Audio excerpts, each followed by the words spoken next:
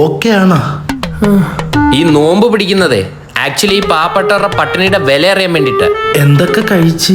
ഈത്തപ്പഴത്തിൽ തുടങ്ങി 4 samosa, 2 veg 2 non veg, പിന്നെ ഇതുപോലത്തെ ഒരു തണ്ണിമത്തം കഴിച്ച്, പിന്നെ പൊറോട്ടയും ബീഫ് കറിയും കഴിച്ച്, പിന്നെ ഒരു ചിക്കൻ ബിരിയാണിയും കഴിച്ച്.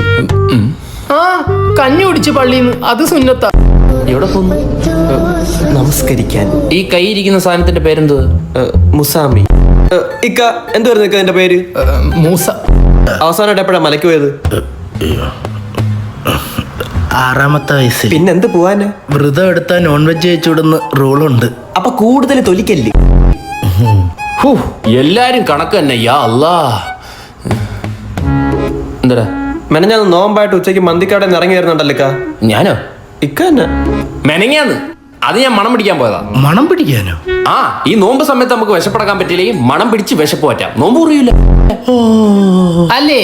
അതുപോലെ അറിയാണ്ടോ അബദ്ധത്തിലോ കഴിച്ചാൽ നോമ്പ് മുറിയൂല. ഉമ്മ നിസ്കരിക്കുന്ന സമയം നോക്കി അടുക്കളയിൽ കയറി പ്ലേറ്റ് എടുത്ത് അതിനകത്ത് 2 അരിപ്പത്തിരിയും ചാറും ഒഴിച്ച് കമാന്ന് അടിക്കുന്ന അല്ല അബദ്ധം.